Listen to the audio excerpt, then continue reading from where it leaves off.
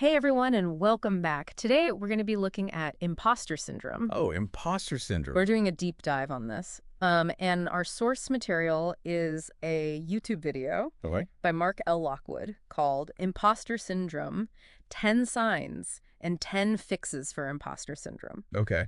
Have you ever, you're doing really well, you're succeeding, but you have this, nagging feeling in the back of your head Yeah. that you're a fraud and everybody's going to find out? Like you're going to be found out, yeah. Yeah. That's imposter syndrome. And it's way more common than you think. Is it? Yeah. Lockwood says over 70% of people experience imposter syndrome at some point in their lives. Wow, that's a lot of people. It is, and it can affect anyone. He gives examples, even super successful people like Tom Hanks, Tom Hanks? Michelle Obama, Really? Jennifer Lopez, Kate Winslet. Huh. I would have thought that they would have been, so successful that they would have been immune to that kind of thing. You would think so. Yeah. But it just shows that it can affect anyone. The important thing to remember is that imposter syndrome is not based in reality. Okay. It's not like it's a reflection of your actual abilities or accomplishments. Yeah.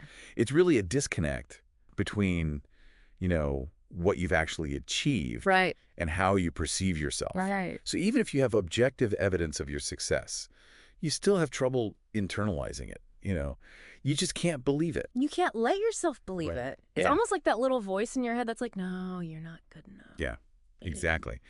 And that voice can be really, really powerful. Okay.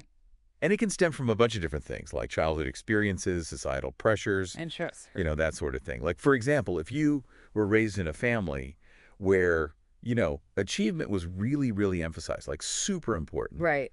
and mistakes were, like, harshly criticized, you might develop this belief that, okay, I'm only worthy if I'm constantly, like, exceeding expectations. You always have to be the best. Yeah, you got to be perfect.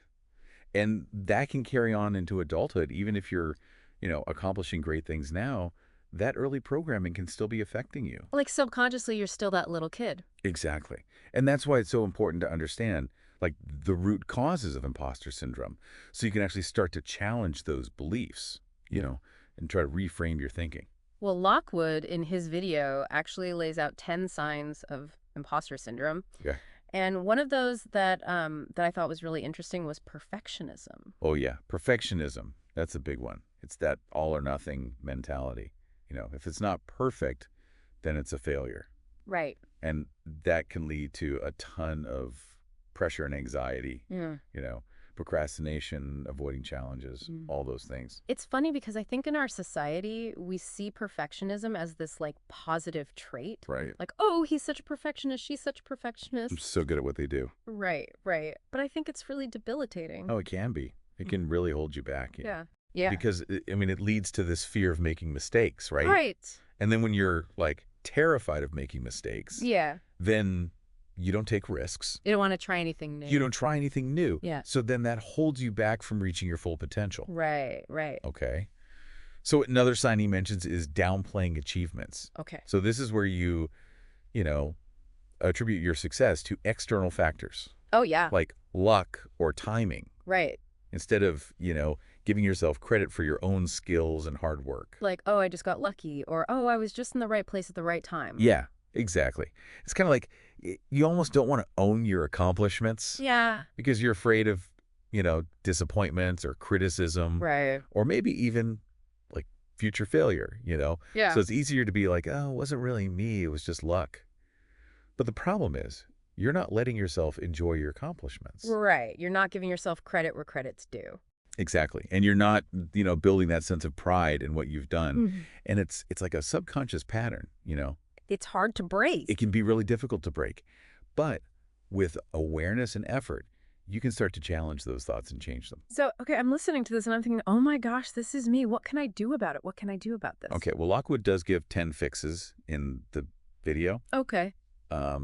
Before we go into those, I think it's important to acknowledge the feelings that come with imposter syndrome. Okay. There's often a lot of shame and guilt, Yeah. maybe even anger. It can be really intense. Yeah, it is. So be kind to yourself, okay? Yeah. You're not alone in feeling this way, so just remember that. It's okay to not be perfect. Exactly. So how do we move past this? How do we get over that? Well, one of Lockwood's fixes that I think is really helpful is shifting your inner dialogue. Yeah. So You know those negative thoughts that pop up all the time? Mm. You're going to start to notice them, Mm. and you're going to consciously choose to replace them with more positive affirmations. So instead of I'm a fraud, Hmm. it's hey, I'm doing okay. Yeah. Or like, I'm still learning, but I'm proud of how far I've come. Right, right. It might feel weird at first, Yeah. It might feel a little cheesy, but the more you practice, the more natural it'll become. Fake it till you make it kind of thing. Yeah, kind of. And it can have a really big impact on how you see yourself. And then another fix that goes along with that is owning your success. Oh, So okay. that means actually taking the time to celebrate your achievements, like all of them, Even the little ones? even the tiny ones, Okay. because, so often we just rush on to the next goal. Yeah, you never take the time to really You don't pause and appreciate what you've done. celebrate. Yeah. But it's important to do that. You need to take a moment to actually savor those wins, both big and small, because it can really boost your confidence. Makes you feel good. It does. Yeah. And it reduces those feelings of self-doubt. Okay, so we've talked about shifting the inner dialogue, and we've talked about owning your successes. What else does Lockwood recommend? Well, he talks about the importance of defining your values. Okay. So taking the time to understand what is truly important to you. And how does that relate to imposter syndrome? Well, when you know what your values are, it's easier to make choices that are actually aligned with your true self. Right. And that can lead to, feeling more fulfilled, having a stronger sense of purpose. Yeah. And those things, they really help reduce those feelings of self-doubt and inadequacy. Okay. It's like you have a compass, Guiding you. guiding you, yeah, in your career, in your life choices. And it can help you identify opportunities that are really exciting to you, things that you actually want to do, not things you feel like you should do because of external validation or societal expectations. It's about doing it for yourself. Yeah, exactly. And that actually ties in really well with his next fix, which is mindful action, which we can talk more about. Yeah, let's get into that. Mindful action. What is that? Okay, so mindful action is basically about taking a pause before you react to something Okay. and really considering whether what you're about to do is in line with your values, like those values that we just talked about, Right. your intentions. It's about making deliberate choices instead of just like reacting on autopilot or giving into pressure from other people. Think about being intentional. Yes, intentional, exactly. And it really reminds me of that, does this nourish my soul? Question Oh, yeah. I like that. from Lockwood's video. It's so simple, but it's such a good question to ask yourself before you commit to something. Yeah. If it doesn't nourish your soul, why are you doing it? Right. And sometimes the best way to deal with imposter syndrome is to, like, just clear out some space in your life for things that really do make you feel good, that do nourish your soul. And that might mean saying no to some things, You might, yeah. even if they look really good on paper. Yeah, even if other people think you should be doing them. Mm-hmm. It's okay to say no. It's okay to prioritize yourself, your own well-being, Yeah. and make choices that actually support you and help you grow. Makes sense. What about this contemplative practice thing? Okay, yeah. Contemplative practice. How is that? So I'll admit, when I first heard about it, it sounded a little intimidating. But it's actually pretty simple. Okay. It's basically about setting aside some time for quiet reflection, Okay. for looking inward. And that could look like a lot of different things. Like you could meditate, you could do some journaling, you can even just go for a walk in nature. Just get away from everything. Yeah, and just let your mind wander. Just be with yourself without any judgment or pressure. And what often happens in that space is that, some of those negative thoughts, those self-doubts, they start to quiet down a little bit. They don't have as much power over you. Exactly. And Lockwood, he suggests doing this at least once a month. Just block out an hour or two to think outside the box, Right. explore new possibilities. Don't limit yourself. Think big. Yeah, think big. And try to do it without, like, that inner critic always chiming in. That's hard. It is hard, but it's worth trying. Oh, and speaking of, like, challenging those self-imposed limitations, Lockwood brought up a poem called If If. by Rudyard Kipling. You ever read that I one? have, yeah. It's a really good one. It's a great poem. Yeah. And it's so relevant to this whole conversation about imposter syndrome and resilience. It really is. There's that line, if you can meet with triumph and disaster and treat those two imposters just the same. Like he's basically saying that self-doubt, those feelings of inadequacy, They're a part of life. Everyone experiences them. Even the most successful people. Exactly. It doesn't matter how much you achieve, you're still going to have those moments of doubt. And the key is not to pretend those doubts aren't there, but to acknowledge them and keep going anyway. To not let them stop you. Yeah, yeah. And to remember that true strength comes from, being able to navigate those ups and downs with grace and integrity. I like that. And it reminds me of another one of Lockwood's fixes.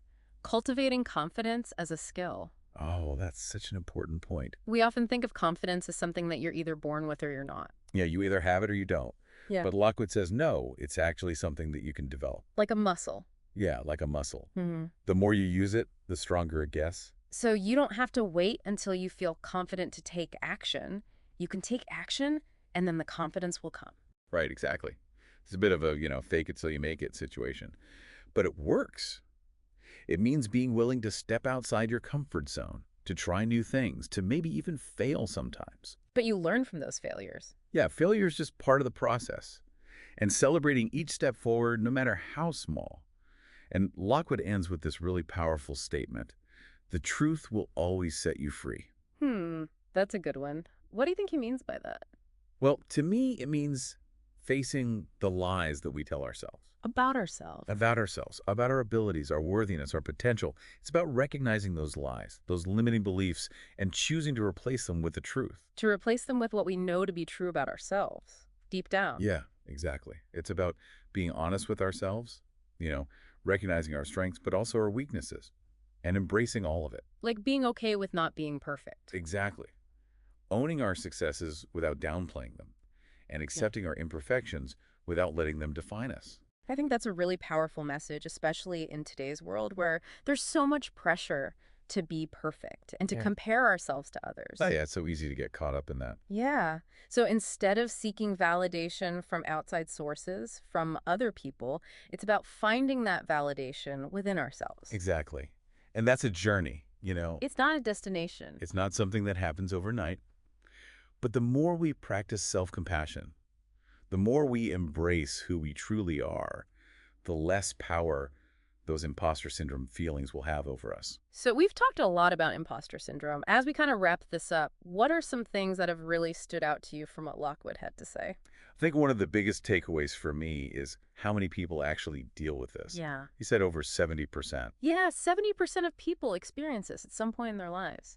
That's a lot of people. It is, and it's really reassuring in a way. Right. Like you're not alone. Yeah, you're not alone. You're not the only one who feels this way. And it's not just us regular folks. Right. Lockwood mentioned Tom Hanks and Michelle Obama. Yeah, I mean, you think those people, they're at the top of their game. They would never. You would think so, but it just shows that imposter syndrome can affect anyone. It doesn't matter how successful you are, what your background is, where you come from. We're all human. We are. And it's okay to admit that we sometimes feel like we're not good enough. It's okay to talk about it. Yeah, exactly. Yeah. The more we talk about these things, the less power they have over us. Right, right. And Lockwood gave us some really great tips on how to actually deal with these feelings. He did. And one that I've been trying to focus on lately is celebrating the small victories. Oh, that's a good one. It's so easy to just keep pushing towards the next big goal, Yeah, you never stop and enjoy the moment. Exactly. But those little wins along the way, they're important. Yeah. They add up. Yeah. And they deserve to be acknowledged. So give yourself a pat on the back. Yeah. Be proud of yourself for what you've accomplished, even if it seems small to someone else. And don't be afraid to, actually celebrate. Do something nice for yourself. Yeah, absolutely. Treat yourself. You deserve it. And speaking of things we often forget to do for ourselves, how about embracing imperfection? Oh, man. That's a tough one. It is. Especially if you're prone to imposter syndrome. We're always striving for perfection. Right. And then we beat ourselves up when we don't achieve it, which is, all the time because it's perfect. No one. Exactly. So instead of aiming for perfection, Lockwood suggests focusing on progress. It's about recognizing that we're all works in progress. We're all constantly learning and growing. And making mistakes is part of that process. Mistakes are okay. They are. They're valuable. They teach us things. And we got to be kind to ourselves when we do make them. Yeah. Treat yourself with the same compassion you would treat a friend. And that kind of leads into another important point that Lockwood made. What's that? The power of shifting your inner dialogue. So, we all have that inner critic, that voice in our head that's constantly putting us down. Oh, yeah. I know that voice well. But we can choose to listen to that voice. Or we can choose to challenge it. Exactly. We can replace those negative thoughts with more positive and supportive ones. I've been trying to do that, and it's tough. It is tough. It takes practice. But the more you do it, the easier it becomes. It's like you're rewiring your brain to focus on the good stuff, Mm. on your strengths, your accomplishments, your potential. It's about choosing to see yourself in a more positive light. Exactly. And that, I think, is the key to overcoming imposter syndrome. It's about believing in yourself even when it feels hard. It's about recognizing your worth even when you make mistakes. It's about knowing that you are capable of achieving great things even if you don't feel like it all the time. That's a great message to end on. So, to everyone listening out there, I hope this deep dive has given you some food for thought and maybe even inspired you to start challenging those imposter syndrome feelings. You got this. You do. And remember, the truth will set you free.